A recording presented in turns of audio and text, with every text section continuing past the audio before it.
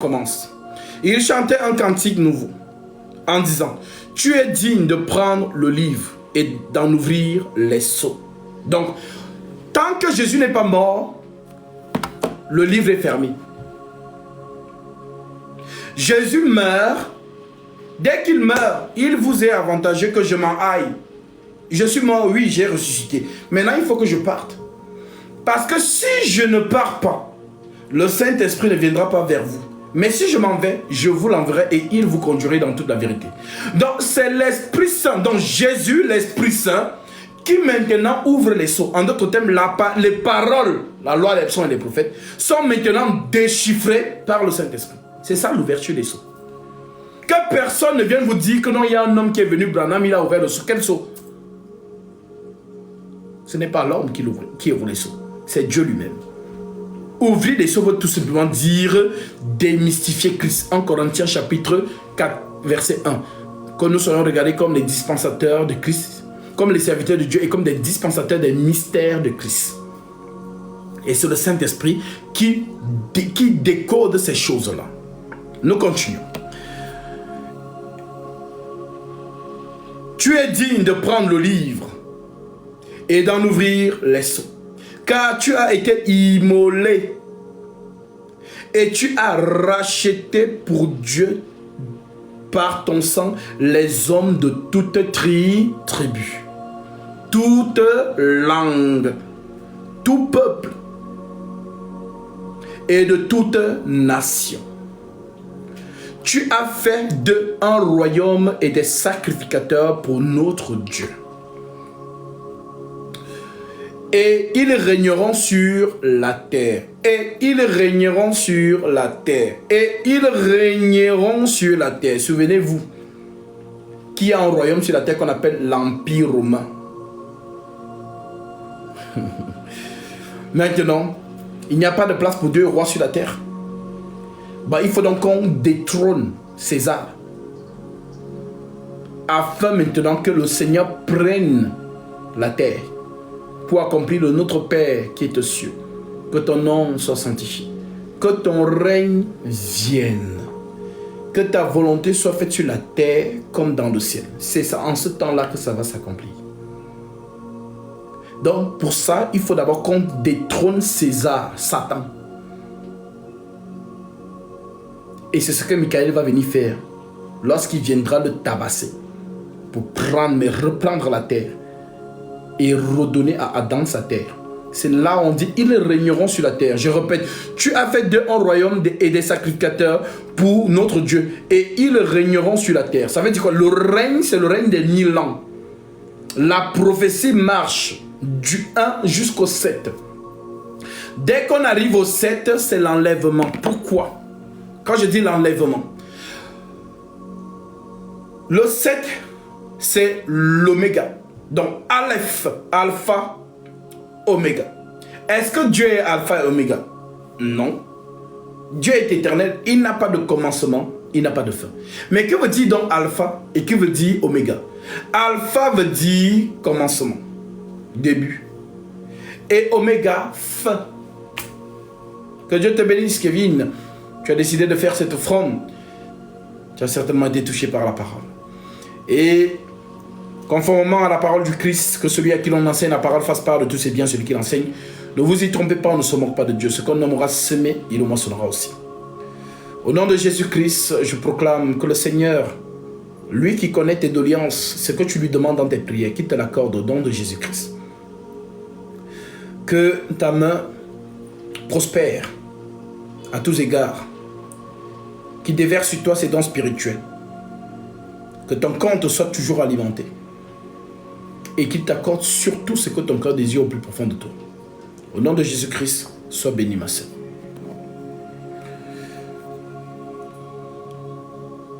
Donc, ils régneront sur la terre. Le règne, c'est 1000 ans. Le millénium, 1 an de règne. Maintenant, je disais, Dieu n'est pas Alpha, Oméga. Dieu est éternel. Maintenant, pourquoi il s'identifie donc à l'alpha et oméga? Ésaïe chapitre 44, verset 6. Ainsi parle l'Éternel, le roi d'Israël et son Rédempteur. Je suis l'alpha et l'oméga. Donc je suis le commencement et la fin. Maintenant, qu'est-ce qui est commencement et qu'est-ce qui est fin? C'est la création. La création a été créée. Au commencement, Dieu créa les cieux et la terre. Donc, il y a un début et il y a une fin. Et lorsqu'il crée, après avoir créé, il entre dans sa création pour accomplir les prophéties. Donc, il a accompli toutes les prophéties jusqu'à la dernière. Et lorsque tout est accompli, toutes les prophéties se sont réalisées, c'est ça qu'on appelle la fin du monde. C'est-à-dire, c'est ça que vous retrouvez, on va y arriver, l'expression, les nouveaux cieux, nouvelle terre. Quand on dit nouveaux cieux, toi tu vois un ciel qui va apparaître, auto-spirituel. Quand on dit nouveaux cieux, ça veut tout simplement dire que c'est le fin du game. On retourne à l'éternité. Nous allons y arriver quand on arrivera dans Apocalypse chapitre 22. Mais ici, quand on dit il régnera sur la terre, c'est le millénium. Donc après avoir détrôné le roi, le faux roi qui est sur la terre, il va donc instaurer son règne pour accomplir que ta volonté soit faite sur la terre comme dans le ciel. Nous continuons. Je regardais et j'entendis la voix de beaucoup d'anges autour du trône et des êtres vivants et des vieillards. Et leur nombre était des myriades et des myriades et des milliers et des milliers. Il disait d'une voix forte, l'agneau qui a été immolé est digne de recevoir la puissance, la richesse, la sagesse, la force, l'honneur, la gloire, la louange et toutes les créatures qui sont dans le ciel, sur la terre et sous la terre, sur la mer et tout ce qui s'y trouve. Je les ai entendus qui disaient à celui qui est assis sur le trône et à l'agneau. Mes amis, à chaque fois que vous allez voir ça, à celui qui est assis sur le trône et à l'agneau, comprenez que c'est le dribble, c'est un passement de jambes pour les totos spirituels. C'est pour embrouiller les gens. Mais toi qui es un aigle, ne sois pas embrouillé. L'apôtre Paul dira, si notre évangile est voilé, il est voilé pour ceux qui périssent. Donc quand on dit à celui qui est assis sur le trône et à l'agneau, on te fait croire qu'il y a deux personnes. Il n'y a pas deux, il n'y en a qu'une seule. Ceux qui ne doivent pas comprendre vont voir deux et ils vont s'égarer. Mais toi tu es un aigle, tu vois les mouvements. Tu n'es pas un pigeon.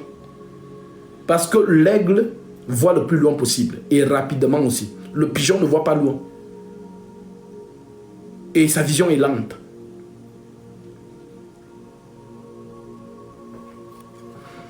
Voilà pourquoi, je répète, si notre évangile est encore voilé, il est voilé pour ceux qui périssent. Et toutes les créatures qui sont dans le ciel et sur la terre, sous la terre, sur la mer et tout ce qui se meut, et tout ce qui s'y trouve, je leur entendis qui disaient à celui qui est assis sur le trône et à l'agneau, soit la louange, l'honneur, la gloire et la force au siècle des siècles. Amen. Et les quatre êtres vivants disaient Amen. Et les vieillards se prosternèrent et adorèrent. Maintenant, ouverture des sceaux. Je regardais, nous sommes au Apocalypse chapitre 6.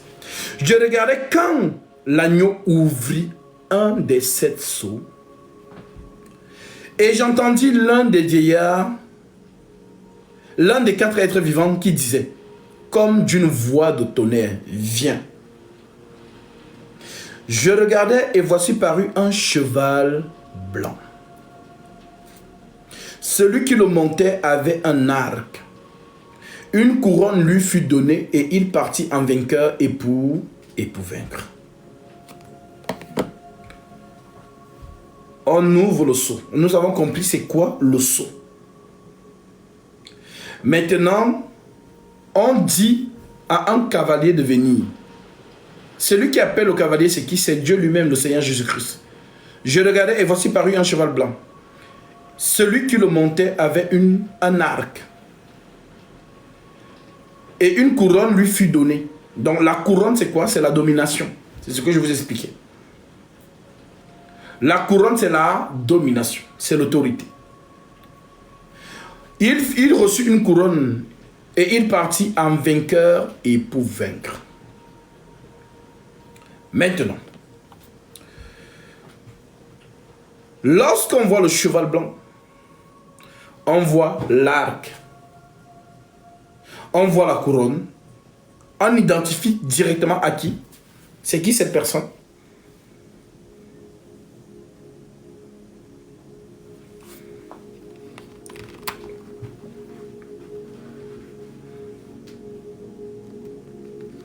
C'est qui ce cavalier?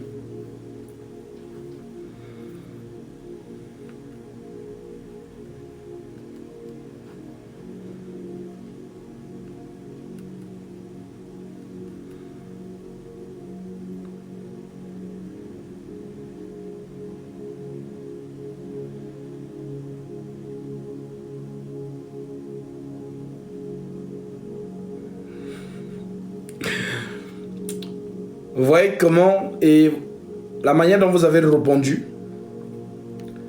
c'est la compréhension de beaucoup de milliards d'hommes sur la terre. Ce n'est pas Jésus-Christ. C'est la ruse. Est-ce que votre Seigneur combat avec l'arc? Non. Il combat avec une épée. Ici, c'est l'ennemi qui est déguisé. Merci. C'est exactement ça. Edric Godot, le diable se déguise en ange de lumière. Effectivement. Donc, le cavalier que vous voyez là, vous allez le comprendre plus loin. Parce que là, vous n'avez pas compris, vous allez le comprendre plus loin. Donc, en réalité, le cavalier, on va l'appeler c'est le mensonge. C'est le mensonge. 2. Je regardais, oh, et voici parut un cheval blanc. Celui qui le montait avait un arc. Une couronne lui fut donnée et il partit en vainqueur et pour vaincre. Quand il ouvrit le deuxième sceau, j'entendis le second être vivant qui disait « Viens ». Et il sortit un autre cheval, roux, rouge. Celui qui le montait reçut le pouvoir d'enlever la paix de la terre, afin que les hommes s'égorgeassent les uns les autres. Et une grande épée lui fut donnée. Quand il ouvrit le troisième sceau, j'entendis le troisième être vivant qui disait « Viens ». Je regardai, et voici parut un cheval noir. Celui qui le montait tenait une balance dans sa main. Et j'entendis au milieu des 4 êtres vivants une voix qui disait « Une mesure de blé pour un denier et 3 mesures d'orge pour un denier.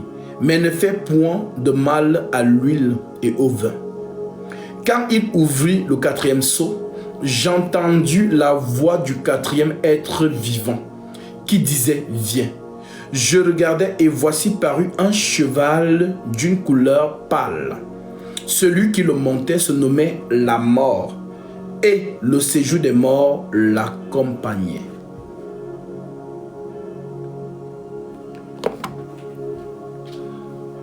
Le premier cheval blanc, on ne donne pas son nom.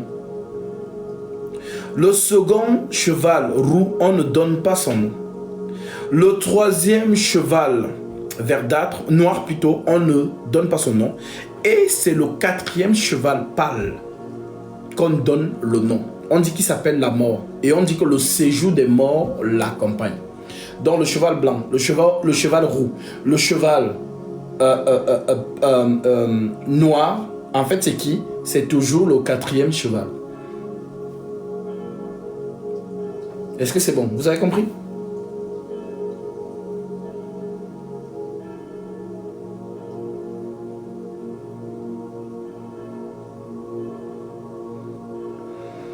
Est-ce que vous avez compris?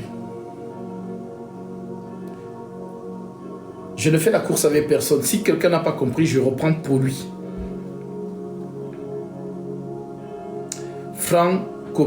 Voilà.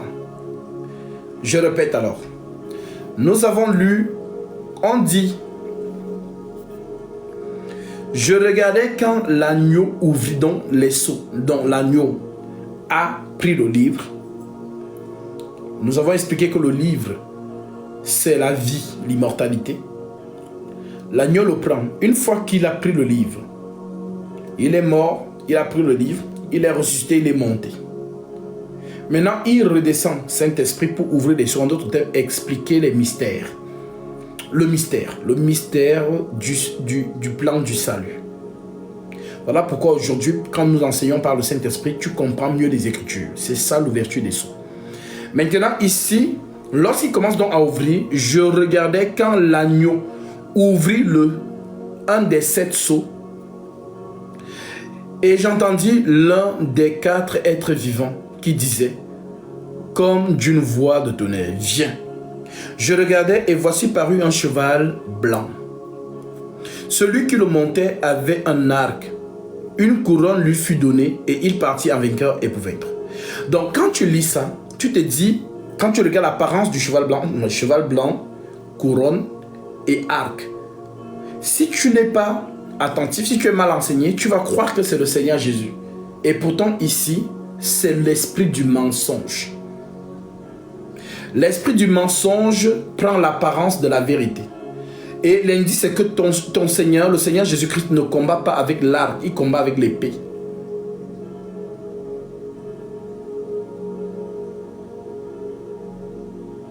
Maintenant, je regardais et voici parut un cheval blanc. Celui qui le montait avait un arc, une couronne lui fut donnée et il partit en vainqueur et pour vaincre. Quand il ouvrit le second sceau, j'entendis le second être vivant qui disait, viens. Et il sortit un autre cheval roux. Celui qui le montait reçut le pouvoir d'enlever la paix de la terre, afin que les hommes s'égorgeassent les uns les autres, et une grande épée lui fut donnée. Maintenant, ici tu vois que le premier cheval blanc, on n'a pas donné son nom, on n'a pas donné son identité. Le second cheval roux qui enlève la paix de la terre, on ne donne pas aussi son nom. On va donc sur le troisième. Quand il ouvrit le troisième sceau, j'entendis le troisième être vivant qui disait, viens. Je regardais et voici parut un cheval noir. Celui qui le montait tenait une balance dans sa main. Et j'entendis au milieu des 4 êtres vivants une voix qui disait, une mesure de blé pour un denier et 3 mesures d'or pour un denier. Mais ne fais point de mal à l'huile et au vin. L'huile et au vin. L'huile et au vin. L'huile et au vin. Quand il ouvrit le 4e sceau, donc tu vois ici qu'on ne donne pas l'identité du 3e cheval. Quand il ouvrit le 4e sceau, j'entendis la voix du 4e être vivant qui disait, viens. Je regardais et voici parut un cheval d'une couleur pâle. Celui qui le montait se nommait la mort. Donc ici, donc, au 4e cheval, on lui donne son nom. On dit, celui qui le montait se nommait la mort. Et le séjour des morts l'accompagnait. Donc, le séjour des morts, c'est quoi? Le mensonge, celui qui enlève la paix, celui qui a la fausse balance. En réalité, c'est lui le 4e cheval qui s'appelle la mort et le séjour des morts l'accompagne. Est-ce que tu as compris? C'est bon? Donc, que ce soit le premier cheval, le deuxième, le troisième, le 4e, en fait, c'est le même cheval. Il n'y a pas 4 chevaux, il n'y en a qu'un seul qui travaille 4 fois.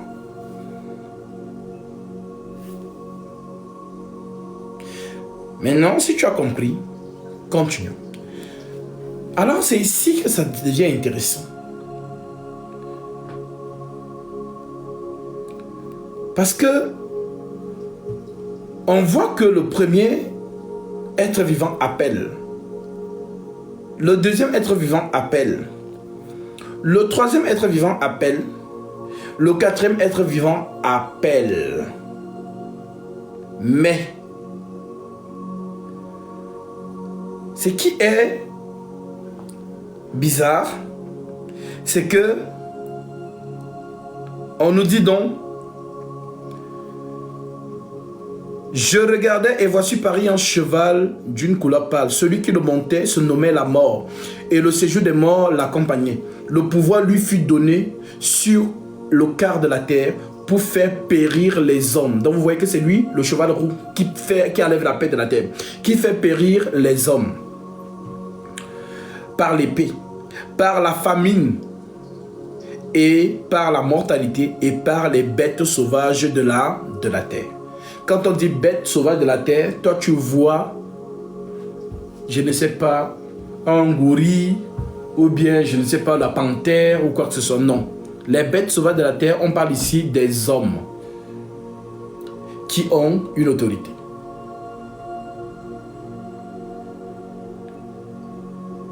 Voilà. Maintenant, ce qui est bizarre, quand il ouvrit le 5e sceau, j'ai vu sous l'autel les âmes de ceux qui avaient été immolés à cause de la parole de Dieu et à cause du témoignage qu'il avait rendu. Donc tu vois ici qu'il n'y a plus d'être vivant qui appelle. Donc, l'église n'est plus là. Il n'y a plus de gloire. Au 5e sceau, l'église n'est plus là. Voilà pourquoi tu ne vois aucun être vivant qui appelle.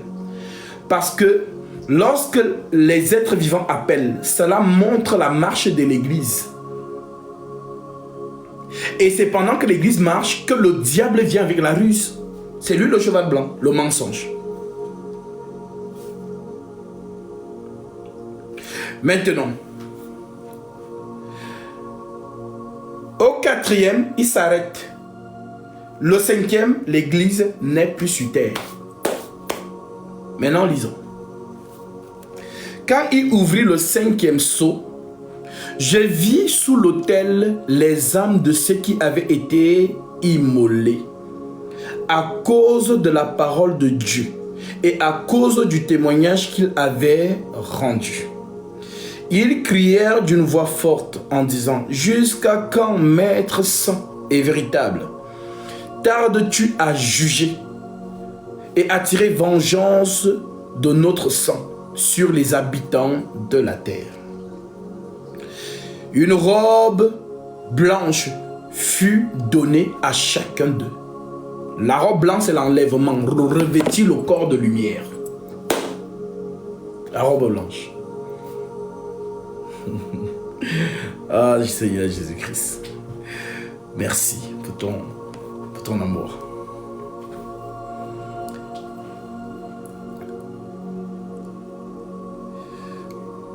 Une robe blanche fut donnée à chacun d'eux, et il leur fut dit de se tenir en repos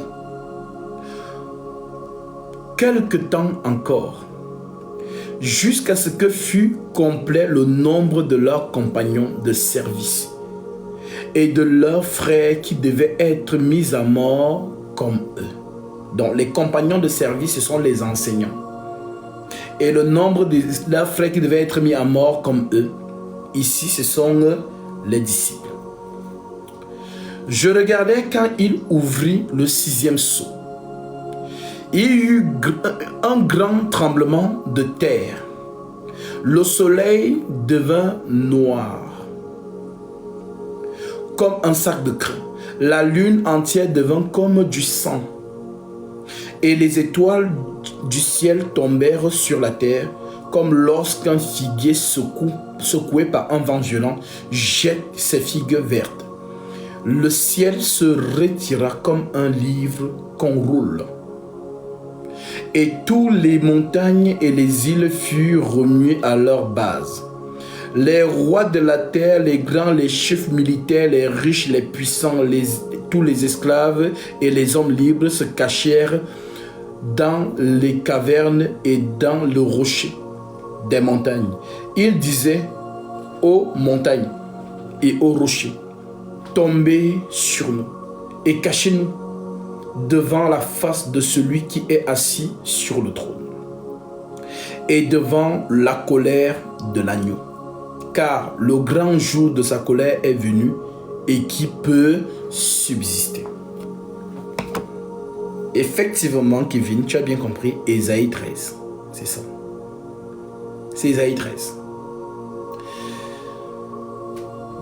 Peut-être beaucoup n'ont pas compris. Donc, il faut qu'on lise Ésaïe 13 pour qu'ils puissent comprendre.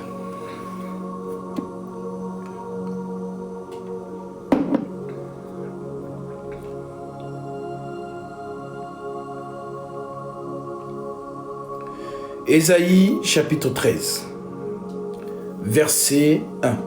Oracle sur Babylone, révélé à Ésaïe, fils d'Amos, sur une montagne nue, dressée une bannière. La bannière, c'est la guerre. Quand on dresse la bannière, ça veut dire que c'est la guerre déclenchée.